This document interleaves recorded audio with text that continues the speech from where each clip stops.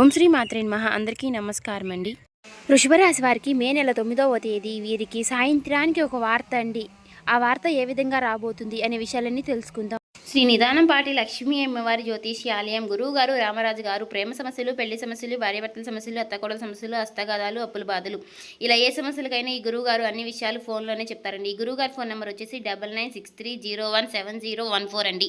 మనకి ఏ సమస్యలతో బాధపడుతున్న సమస్యల నుంచి బయటపడాలి అంటే ఒక్కసారి నమ్మకం ఉంటే ఈ గురువు గారు ట్రై చేసి చూడండి. అన్ని విషయాలు కూడా ఫోన్లోనే చెప్తారు. 24 గంటల్లోనే మనకు ఫలితాలు అనేవి లభిస్తాయి. చాలా నమ్మకదగమైన గురువు గారండి. మీకు నమ్మకం ఉంటేనే ఒకసారి ట్రై చేసి చూడండి. ఫేక్ కాల్స్ మాత్రం అసలు చేయకండి. చాలా నమ్మకదగమైన గురువుగారు చెప్పినట్టుగా జరుగుతుంది. కొంచెం ఎక్కువగా కనిపిస్తున్నాయి కాబట్టి కష్టాలు అనేవి మీ జీవితంలో చాలా జాకచక్యంగా ఉంటాయి.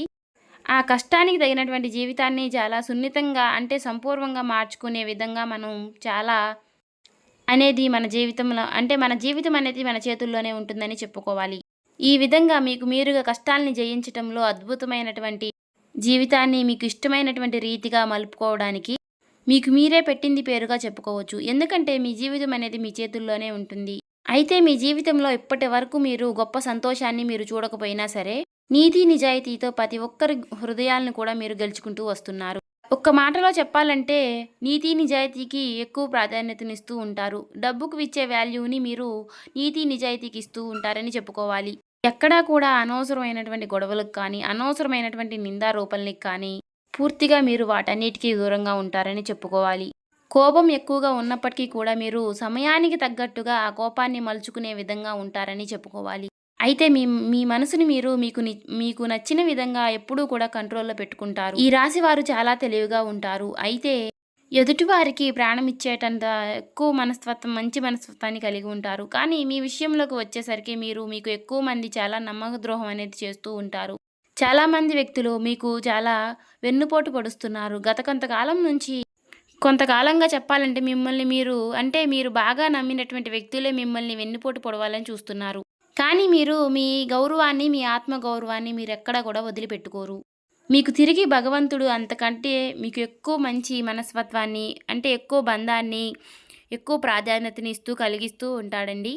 ఆ భగవంతుడు మీ జీవితంలో మీకు ఎప్పుడూ రాసిపెట్టే ఉంటాడని చెప్పుకోవాలి. అయితే మీరు ప్రతి ఒక్కరి దగ్గర ఎప్పుడూ కూడా చులకనా భావం ఎందుకు అవుతున్నారు అంటే మీకు మీరుగా చేసుకున్నటువంటి అతి మంచితనం. ఈ అతి మంచితనం వలన గత కొన్ని సంవత్సరాలుగా మీరు పోగొట్టుకున్నటువంటి డబ్బు కావచ్చు, లేదంటే మీ యొక్క గొప్పతనం కావచ్చు, ఇవన్నీ కూడా మీకు మీరుగా మీ చేతులారా చేసుకున్నటువంటి కొన్ని వ్యవహారాలన్నమాట. ఇవి కొన్ని పూర్తిగా మీకు మీ భగవంతుడికి సంబంధించినటువంటి విషయాలని చెప్పుకోవచ్చు. అయితే ఆ భగవంతుడికి తెలియకుండానే మేము చేశామా అనేటటువంటి భగవంతుడు మనకి కొంత జ్ఞానత అనేది కలిపి ఉంచుతాడు. కొన్ని పనుల్లో మనమే కొన్ని నిర్ణయాలనేవి తీసుకున్న వారం అవుతాము. అయితే ఈ రోజున మీకు డబ్బు ఉన్నప్పటికీ కూడా మీరు ఎప్పుడూ కూడా స్వార్థంగా లేరండి. అందరితో మీరు ఎప్పుడూ కూడా ఒకే విధంగా ఉంటారు. సమయానుకూలంగా చూశారు, సమయ భావనతో ప్రేమిస్తూనే ఉంటారు. కానీ డబ్బు ఉన్నప్పుడు మీ దగ్గరికి వచ్చినటువంటి వ్యక్తులు ఈ రోజున మీకు డబ్బు లేకపోయే సరే మీరు సహాయం ఎక్కడ కోరతారని ముందుగానే వారు మీకు దూరం అవుతున్నారని చెప్పుకోవాలి. కాకపోతే మీరు కొన్ని విషయాలు మాత్రం ఎప్పుడు కూడా గుర్తుపెట్టుకోవాలండి. ఆ భగవంతుడి యొక్క అనుగ్రహం అనేది మీకు ఎల్లప్పుడూ తోడుగా ఉంటుంది. మీరు ఏ పని చేసినా సరే అది మీకు ఖచ్చితంగా కలిసి వస్తుందనే చెప్పుకోవాలి.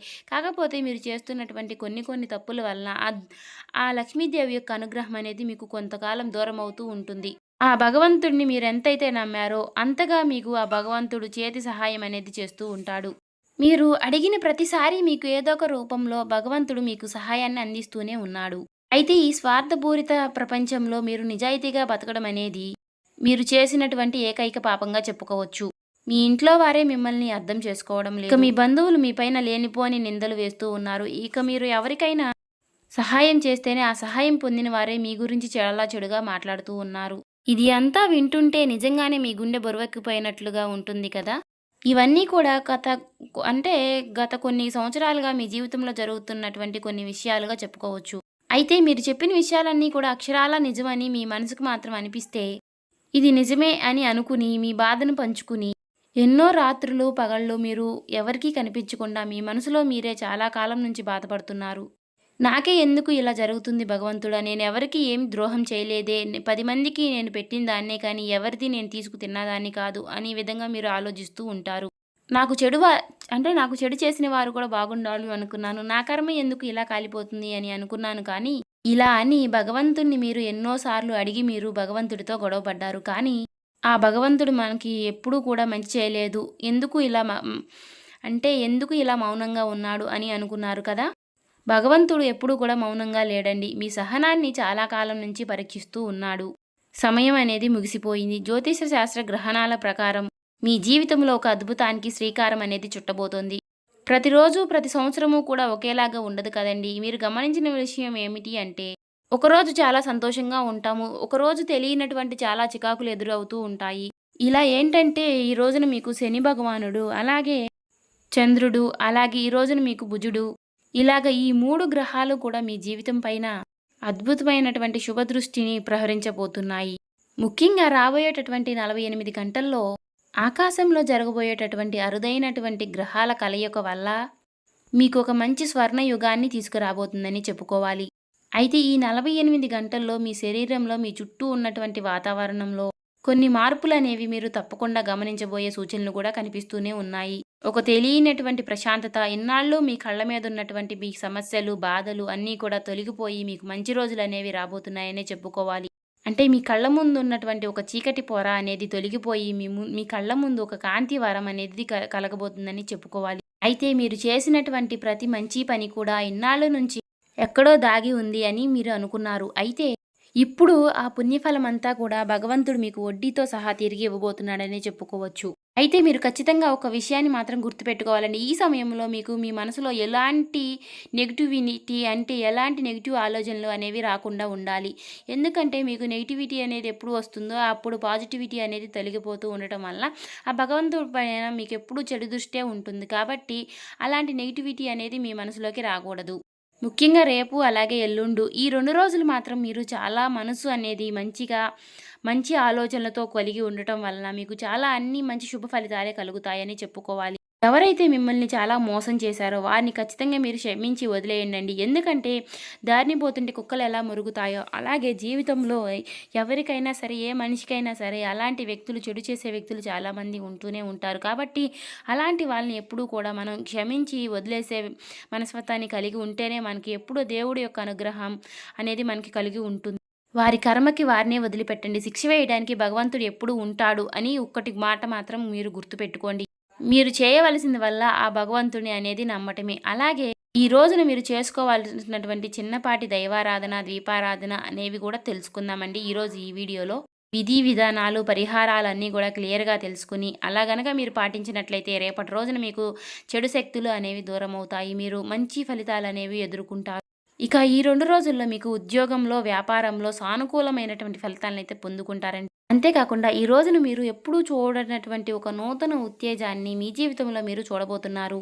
మీ మనసుకు మీరు మంచి ఫలితాల్ని అందిస్తారు. అలాగే మీకు తెలియకుండానే మీ స్నేహితులతో, మీ కుటుంబ సభ్యులతో మీరు మంచి సమయాన్నయితే గడపబోతున్నారు. అలాగే మీరు మీ జీవితంలో ఎప్పుడూ కూడా మీరు కుటుంబ సభ్యులకి కాస్త సమయాన్ని కూడా కేటాయించరండి. ఎందుకంటే వారితో సమయాన్ని కేటాయించకపోవడం వలన కూడా మీరు కొన్ని చిన్న చిన్న సమస్యలు ఎదుర్కోవాల్సి వస్తుంది. ఎందుకంటే వారు ఎప్పుడూ అనుకుంటూ ఉంటారు, ఎంత సంపాదించినా వేస్టే కదా, మన జీవితానికి మనకెప్పుడూ కూడా మంచి కలగడం లేదు అని అనుకుంటూ ఉంటారు. అలాగే మీ చిన్ననాటి స్నేహితులు కూడా ఎప్పటినుంచో మీతో మాట్లాడని వారు రేపటి రోజున మీరు వారితో మాట్లాడే విధంగా మీకు మంచి జరగబోతుందనే చెప్పుకోవాలి. వారు మీతో మాట్లాడడానికి మీరు ఆకర్షితులవుతారు. అంటే మీరు మాట్లాడిన మాటలు వారికి గుర్తు రావడం, ఒక్కసారి మీతో మాట్లాడాలని వారికి అనిపించడం, తర్వాత వారు మీతో మాట్లాడాలని ఏదో ఒక విధంగా ఆలోచించి మీకు ఫోన్ కాల్ ద్వారా కానీ, లేకపోతే వీలైతే మీ దగ్గరికి వచ్చి కానీ, మీకు ఎదురుపడి కానీ ఇలా మాట్లాడడం అనేది జరుగుతుందండి. అలాగే రేపటి రోజున మీరు లక్ష్మీదేవి ఆరాధన ఖచ్చితంగా చేయండి. మీకున్నటువంటి డబ్బు సమస్యలు, లక్ష్మీదేవి యొక్క సమస్యలు అనేవి అన్నీ కూడా తొలగిపోతాయి. సంధ్యా వేళలో ఖచ్చితంగా నిత్యము కూడా ద్వీపం పెట్టండి. రేపటి రోజున శుక్రవారం కాబట్టి ఉప్పు ద్వీపం పెట్టుకుని ఖచ్చితంగా మీకు మంచి జరుగుతుందండి. సంధ్యా వేళలో ఉప్పు ద్వీపం పెట్టుకుంటే లక్ష్మీదేవి యొక్క రాక అనేది జరుగుతుంది. నారికేళ్ల దీపం కూడా పెట్టుకుంటే చాలా మంచిదండి. నారికేళ్ల దీపము అంటే ఏంటంటే కింద మనము కాస్త ప్లేట్‌లో ఉప్పు పోసి, ఉప్పు పైన కొబ్బరి చిప్ప పెట్టి, కొబ్బరి చిప్పకు పసుపు, కుంకుమ పెట్టి, బొట్టు పెట్టి, ఆవు నెయ్యితో మనం దీపం పెట్టుకుంటే మాత్రం సంధ్యావేళలో లక్ష్మీదేవి యొక్క అనుగ్రహం అనేది మనకి ఎల్లప్పుడూ తోడుగా ఉంటుంది. ఇంట్లో నెగటివిటీ అనేది తొలగిపోయి పాజిటివిటీ అనేది ఖచ్చితంగా ప్రవర్తిస్తుంది. చూశారు కదండీ! ఈ వీడియో మీకు నచ్చినట్లయితే ఓం శ్రీ మాత్రే నమః అని కామెంట్ చేసి, ఇంకా ఎవరైనా కొత్తగా చూసేవారుంటే మన ఛానల్‌ని సబ్స్క్రైబ్ చేసుకోని వాళ్ళు దయచేసి సబ్స్క్రైబ్ చేసుకొని మాకు సపోర్ట్ చేయటం మాత్రం మర్చిపోకండి.